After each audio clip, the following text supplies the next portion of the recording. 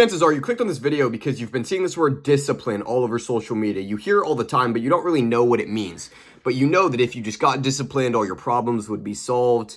You'd feel amazing, you'd look amazing, you'd be jacked, you'd be charismatic and confident and feel better and be successful. And it's true, discipline does help with these things, but chances are you've tried to be disciplined. You said you're going to be disciplined, but then 3 days later, you're on the couch watching the same social media videos about discipline, wondering why you can't stay disciplined. The problem is that discipline isn't just something that you have or you don't. It's a complex, it's a system, it's a yin and a yang. There's two aspects to it. And if you don't master what I've come to call the dichotomy of discipline, then you can still look disciplined on the outside, maybe be considered or described disciplined, but deep down you'll be leaving potential on the table and you know it. Well, I've gone from smoking weed every day, being completely addicted to corn and social media and junk food, being a weak, skinny, to be honest, loser and hating my life, to now I've woken up at 4 a.m. for over probably 300 days now, completely transformed my physique, someone that is worthy of respect. I've regained my attention by cutting out all my bad habits so that I can focus, have a long attention span, and be smarter. I've come to intimately understand the tapestry of discipline and learn that discipline isn't just something that you're born with or you're not, like I used to think. It's something that is built through repeated actions, repeated systems that if you implement will result in you being disciplined. The way I do that is through what I call the dichotomy of discipline. And if you don't have a few minutes to sit here, learn about what it is and improve your discipline, then I don't know what to tell you. So if you've made it to this point, congratulations, because your life is about to change by mastering the dichotomy of discipline. What we're going to be covering in this video is how I discovered the dichotomy of discipline the hard way so that you don't have to. What the dichotomy of discipline actually is. What material versus mental discipline is, which make up the dichotomy of discipline, and why you need both of them. And then the 3 tactics for cultivating material discipline and the 5 tactics for cultivating mental discipline. So let's start in 2024. 2024 is my inception, and it's when deep down I started to develop this fire for becoming someone that was worthy of respect, someone that people could look at and think, that guy knows something I don't. I want to learn something from that guy. I wanted people to consider my input and my advice, because I remember all the time, whenever I had friends that I would hang out with, I would pose an idea or something that we could do, and I would always just be kind of disregarded. Or whenever I said my dreams or my goals, people would look at me and acknowledge it. Yeah, you can do it, man. And then they wouldn't really mean it. You could tell that everyone was kind of just had this condescending air when they spoke to me. And I can't blame them, because the problem was that none of my actions or patterns of behavior reflected the man that I wanted to become, reflected the man that was worthy of respect. I had no reason to believe myself that I was capable of being that person. And to be honest, I just thought that life was something that was reserved for other people. That life was just something that you had or you didn't have, that you were gifted by God. I thought only people that you saw on TV, or like that guy that you saw at the beach that's jacked and you're like, oh yeah, his life's amazing, but you don't consider anything that went into it. I thought it was just reserved for other people, and I was just in my place, being undisciplined and unworthy of respect. And that discrepancy between the desire I had to become better and the belief I had that I couldn't become better created a huge internal conflict. I had these dreams of who I could be, but I was unaware of the means and lacked the discipline to become that person. And instead of my better self prevailing and me becoming that guy that was worthy of respect, I resorted to distraction and degeneracy to alleviate that internal struggle that tore me apart. What happened next was one of the worst possible things that could happen. I buried myself deep into my phone, into TV and social media and porn to alleviate that internal conflict, and I got addicted to weed. I would smoke every day. I was high 24/7. I would smoke when I woke up. I would smoke before school, before work, all the time. And I did that because I wanted to escape the reality of my existence. I wanted to escape the reality that I wanted to be this person so badly, but I didn't think that I could. And what happened is that I just learned to put on this mask and convince others and convince myself that I didn't care about being better, when in reality I did care. I just knew deep down that I'd given up on myself. And because I had this void inside me of this strong desire to become someone that was worthy of respect, that was strong and smart and capable and could solve problems and get things done and people could go to for advice, I had to fill that void with artificial means as opposed to actually just achieving it, because I didn't believe that I could. So I just became the funny party animal, the guy at the bar that brings the speaker and that's, going out of his way to gain attention and really just be down for anything, just conform to the social norms of everyone around me so that I could feel that validation that I lacked, that I wanted deep down. And although I had buried my real desire to become someone that was worthy of respect it still lingered in the background because unfortunately, as much as you want to fill that void with artificial means, nothing can replace the reality of it. And that cycle went on for months. I would fill that void of potential with constant distraction and put on this mask so that I could feel validated. But whenever I wasn't distracted and whenever I was alone and I put my head on the pillow at night, that feeling kept lingering of wanting to be better and having that potential that I could fulfill.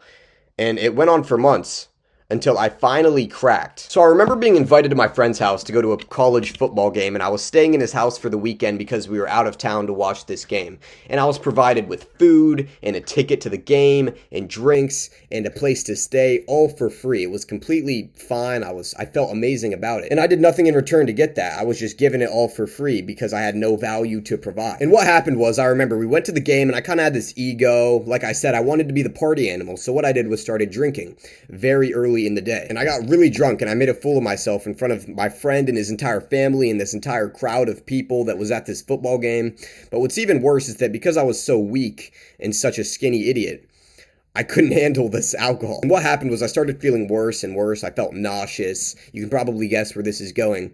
I felt bad. My stomach was turning. I was getting dizzy. The world was spinning. And I was in the back of my friend's parents' car on the way home from this game. And after this entire other family had provided me with this entire day of fun, with me giving them nothing in return, what I did was decide to open the car door and throw up on a street corner outside of the door in front of a crowd of hundreds of people in line outside of a bar. Literally, I can't make this up. I opened the door and threw up right outside the door with my friend and his family in the car. And these people on the street were yelling slurs at me, calling me a loser, you idiot. And I felt absolutely terrible. And I went home that night, continued throwing up in the house that was provided for me to have fun with me giving them nothing in return. And the next morning I woke up and I had to look his family in the eye and just talk to them. And because I wasn't a man, I didn't sit there and apologize or say anything about it, but I could see deep down in the way that they talked to me because I was sober. I was sitting there and I just had to face this reality that they looked at me like a loser.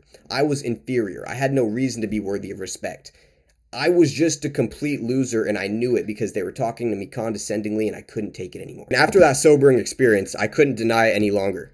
As much as I had tried to fill my need for growth and respect and potential and development with distraction and social validation, I knew that my need for real change was slowly bubbling to the surface day after day and whenever I wasn't distracted. My old life was built on a foundation of sand, and the fake image that I created for myself came tumbling down until all that was left was the hard truth. And it's that no amount of distraction or degeneracy or social validation could fill the hole inside of me. Only real, tangible change could, and real change would have to come as a result of one thing: discipline. Such a sobering and grounding experience really puts into perspective what you need to change in your life and how you need to change it. So within the next year and a half, I completely got obsessed with transforming my life because I couldn't bear the pain of being mediocre and average and inferior anymore. So this was me when I was a loser with frosted tips, smoking weed at a park with my friends for social validation. And this is me now, waking up at 3 a.m. consistently, completely transforming my physique, constantly learning, reading day after day to become as smart and competent and worthy of respect as possible. With that transformation was born the dichotomy of discipline. So what is the dichotomy of discipline? Well, most people will do a few things they see online, like you'll go on a run, maybe you'll read a few books, but you wonder why you aren't truly disciplined. You don't feel tangibly different, and it's because discipline's a two-pronged approach. It's a dichotomy. It's a yin and a yang. The problem that most people have that doesn't make them feel that tangible change that comes with discipline is that they're operating at 50% of their potential. They're losing out on half of what they could have when it comes to discipline because they either have one of two aspects of discipline or they have no aspects. And what those aspects are material discipline and mental discipline. Material discipline is the discipline that's cultivated through your tangible lifestyle choices and that affects your brain to make you feel a physical boost and drive. It's what you consume, your daily habits, how you optimize for real biological performance. So what you eat, how you sleep, all of these things play into material discipline. The science behind material discipline is that it's mainly achieved through dopamine regulation. So the lower your dopaminergic baseline is, the easier it'll be to stay disciplined. And mental discipline, on the other hand, is the discipline that's cultivated through the intangible mental models and mindset frameworks that you develop. It's how you think, what you believe, the information that you have, and the wisdom that you gain that allows you to stay disciplined and energized within your mind. Now, why do you need both aspects of discipline to truly feel the tangible difference? Well, because there was a point after I had gone through that transformation and personally developed a little bit and realized that I did need to change. And I'd regulated my dopamine extremely. I'd pretty much maxed out my material discipline, my habits and my lifestyle, my sleep, how I ate, and I thought it would turn me superhuman. And although it did obviously drastically improve my life and made me more disciplined, I still struggled to truly give 100% of what I knew I had. I looked disciplined on the outside, and people probably would have described me as disciplined, but that's just because everybody's so average. But I knew deep down that I was leaving things on the table. I didn't feel that true, tangible, switch, that 180 that would have allowed me to, skyrocket into the stratosphere. I knew I had more potential.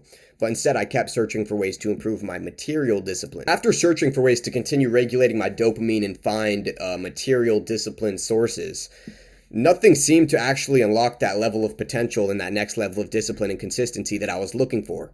It's because I was looking in the wrong place. I had to look inward and actually develop my true mental discipline and the mental frameworks that affected how I operated. And once I implemented the 5 tactics about mental discipline that I'll discuss shortly, I unlocked that new level of discipline and consistency and dedication that literally makes me jump out of bed, eager to go to war and attack the day every single morning. You can look on my Instagram stories every morning, 4 a.m., cold shower, go to the gym, and I do it with a smile on my face because I maxed out my material, but most importantly, my mental discipline. So if you're okay just operating at a decent level of discipline, where you look disciplined on the outside, but you still have that sense of guilt deep down because you know you're leaving human spirit and potential on the table, then only one discipline aspect should do, material or mental. But if not, and you want both, and you want to skyrocket your discipline and progress into the stratosphere, then listen closely. So the 3 tactics for cultivating material discipline, which is dopamine regulation, your habits, and your lifestyle, is elimination, expansion, and environment. So number 1, we have elimination. So most people think dopamine is the brain chemical for happiness, when in reality, it's the brain chemical for motivation and drive. We're driven to repeat actions that release a large amount of dopamine, and the lower your dopaminergic baseline is, the easier it will be to stay disciplined. Think about your dopaminergic baseline like this. So the other morning, I went to the gym, it was 4 a.m., but when I walked outside, I felt cold. But it was 55 degrees, which seems relatively hot. And the reason I felt cold is because out here in Ohio, it gets pretty hot in the summer. So it's like 70 or 80 degrees on average, which is why 55 degrees felt cold. But then I also realized that if it was December in Ohio, where it's usually 10 to 20 degrees, then 55 degrees would have felt like a heat wave. So what changed? The temperature was the same, 55 degrees.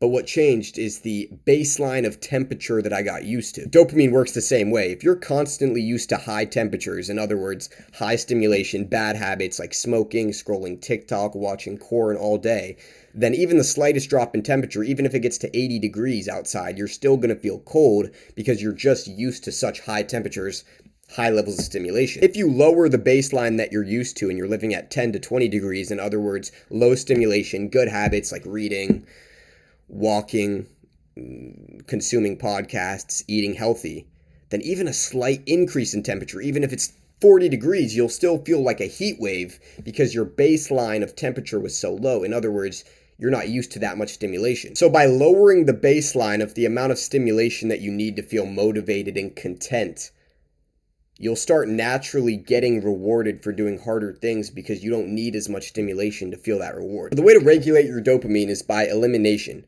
Pick the 3 worst habits that you have and just cut them out. Be honest with yourself and don't compromise to keep that one thing in that you know you want to keep in, but you know is making you worse. So most likely 2 out of 3 of those things will feel slightly hard to cut out, but it won't be super hard to get out of your life. You could do it with relative ease, but there will be that one thing that you try to compromise to keep in. You know what I'm thinking about right now. That one thing that you want to keep in so badly that you're trying to convince yourself that you need. That is the thing that is most important that you cut out. So I want you to start strictly by cutting out the one thing that is affecting your life most negatively. And once you cut that thing out, you can move on to cutting out the next 2 less impactful habits. Now on to number 2, we have expansion. So now that your brain's reward system is most likely refreshing while you quit those bad habits that I mentioned in the elimination stage, it's time to expand your habits and replace the reward you got from scrolling and eating with habits that actually make you a better man. What I want you to do is add 3 new habits total. You want 1 very hard habit and 2 less intense habits. For the one very hard task, pick something that actually scares you, that you actually struggle with. Not something that just looks disciplined on the outside, but something that deep down you're avoiding, that you're trying not to think about right now because you're scared of it. That's the one thing that you have to implement. And start every day with that one thing. So for me, I wake up at 4 a.m., but what I do is immediately take a freezing cold shower because that is the hardest thing for me to do. And what it does when you start your day with this very hard task is it makes every task after it feel easier. Because it literally is easier. If you start your day with the hardest task, it is the hardest task, so everything after will be easier. Now, for the 2 less intense habits, just read and meditate every day simply. Reading reshapes your mind to think differently and be more disciplined, which also plays into the mental discipline aspect, which we'll get into soon. And meditation allows you to become less emotional and by extension become more disciplined, because why aren't you disciplined? Why do you quit things? Why don't you go to the gym when you tell yourself you're going to the gym? It's because you get emotional and you quit. So what implementing these 3 habits does is it trains your brain to get dopamine from doing meaningful and beneficial tasks as opposed to meaningless distraction. Number 3, we have environment. How many times have you said, I'm done eating junk food, or I'm done wasting all this time on social media, but as soon as you open up your pantry after a long day of work where you worked your ass off and you see the same food in the same pantry in the same place, and before you even knew what happened, you're lying on the couch, bloated, watching TV with the empty bag of Doritos next to you, guilty about eating the food that you just felt so passionate about not eating just a few hours earlier. This happens because your environment is working against you. So as humans, we love to conserve energy, in other words, be lazy. And by making it very convenient for yourself to perform bad habits in whatever setting or environment you live in, you're literally setting yourself up for failure. So remove the junk food from your pantry, delete the social media app that you're on most, delete your Netflix subscription, and create as much friction and inconvenience between you and your bad habit as possible. And also, don't just make your environment not conducive to bad habits, also make it more conducive to good habits. Set out your gym clothes and your shoes and your drink and your meal out the night before so that when you wake up, it's all already there and you can create as little friction as possible between you wanting to go to the gym and going to the gym. It works in both ways. You just have to use your environment in your favor. So now that you've cultivated material discipline and you're free from the dopaminergic trap of cheap and artificial pleasure and instant gratification, we can move on to our 5 tactics for cultivating mental discipline so that you never, ever veer from your path again. So mental discipline, believe it or not, is actually the least common but most non-negotiable aspect of discipline. Because if you have good material discipline, you've regulated your dopamine and you have good habits, but no mental discipline whatsoever, it's much harder to take action than if you have true mental discipline, but worse habits and worse material discipline. Overall, both aspects of discipline feed into each other, which is why having both creates a perfect harmony and makes you unstoppable. But think about mental discipline like this. If you have the fastest car and the best race car that there is, and you want to win a race, you'd probably think it would be pretty easy. But if you don't know how to drive that car, you're going to lose the race. It doesn't matter how good the car is. So material discipline and regulating your dopamine is what upgrades the car and gives you the fastest and best performing cars possible. But mental discipline is what teaches you to drive that car to the best of your ability. Mental discipline is your guide on how to actually operate throughout your day-to-day. And the 5 aspects and tactics for cultivating mental discipline is 1, shifting your identity. 2, building strong reasons. 3, smart consumption. 4, self-analysis. And 5, and most importantly, learning to love pain. So number 1, we have identity shifting. So you act in accordance with your identity, and your identity is just the image that you have of yourself. And if you continue looking at yourself like someone who never finishes what he starts, you'll continue reinforcing that identity by quitting, for example. And the cycle of identity is as follows. You take an action, you build evidence, which builds belief, which builds your identity, which then continues to drive your actions. So you shift your identity by acting as if. I want you to write down in detail the identity that you want to have. For example, I am someone that does hard things despite not feeling like it. And once you have that specific identity in mind, you want to break your normal pattern by acting as if you are that identity that you wrote down. This gives your brain the evidence that you are that person, which then makes you believe that you are that person, which then sets in your identity as that person, which then makes you continue to act as that person with less and less friction. This is the cycle of identity. And the problem that most people have with shifting their identity is that it feels uncomfortable and awkward at first. The difference is that most people use that discomfort as a signal that they're doing something wrong, that they need to turn around in the other direction and revert back to their old identity. What you want to do is reframe the perspective that you look at discomfort as. Look at discomfort as a signal to continue moving forward. Look at the discomfort and pain as a signal that your identity is shifting, because it is. Soon enough, after getting over that initial hump of discomfort, it won't feel awkward or uncomfortable anymore. You'll have acclimated to it and it will just feel normal, because you're acting like who you actually are, the new identity that you have stepped into. So number 2, we have building strong enough reasons. Viktor Frankl has a quote, or it might have been Nietzsche, that said, "He who has a strong enough why can bear almost any how." So for the longest time, I couldn't bring myself to stay disciplined consistently because I didn't know the specific reasons as to why I would even be disciplined. I just had these vague, amorphous reasons, like wanting to be disciplined to get a good physique or wanting to be disciplined to get girls, but nothing strong, intangible enough that would actually make me stand up and fight for it. But once I dissected my own brain and thought through all the benefits and reasons as to why discipline would actually impact me, I started waking up, like I said, every day with vigor and energy, ready to attack the day and go to war, because I had a newfound sense of purpose and duty and mission. So this is the exact process that I do to literally build strong reasons that make you jump up every morning ready to attack the day with a smile on your face. Take out a pen and paper and first ask, why do I want to be disciplined? Be specific and go deep, because if it's just get a good physique, go deeper. Why do you want a good physique? Why do you want to get girls? What is the real true why behind you wanting these things, the emotional reason? Number 2 is implementing the cost of inaction. So ask yourself on that same piece of paper, what will my life look like in 5 years if I don't get disciplined now? And this gives you something to run from as opposed to just something to run towards, which doubles and amplifies your amount of discipline and drive and motivation. Number 3, and most importantly, is ask, how will becoming disciplined positively impact the lives of those who I love? Because in reality, we will act 10 times more to fight for the people that we love as opposed to just fighting for ourselves. Number 3 is smart consumption. So the information that we consume shapes the way we think far more than we realize. Even the little things, like when you're walking by the TV in the lobby of a hotel and you see the news on and you stop for 2 minutes to get a glimpse of what's going on, that impacts your mind far more than you would ever realize, because your mind is extremely malleable. It responds to stimulus far easier than you would think. What constantly consuming TV and social media do is they infect your mind with thoughts of laziness and envy and anxiety.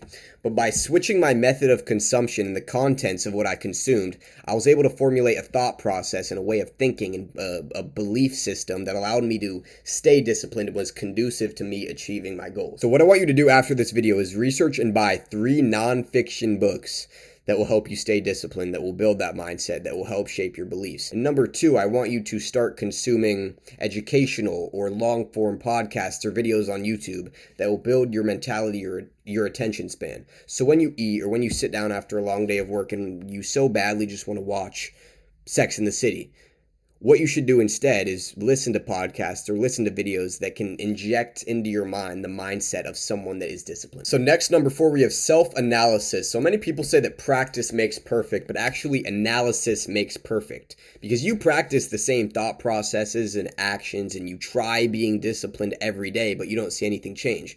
But by analyzing your tendencies and behavioral patterns, you can see what can change, where to improve, learn from your mistakes, catch your bad behavior at the root of it, at the source, and say, no, I see where this is coming from. I'm not going to let it happen again. So constantly be aware of when you lash out, when you feel offended, when you get sad or excited, or when you quit things early, or when you try to do cardio for 30 minutes and then 10 minutes in you decide to quit.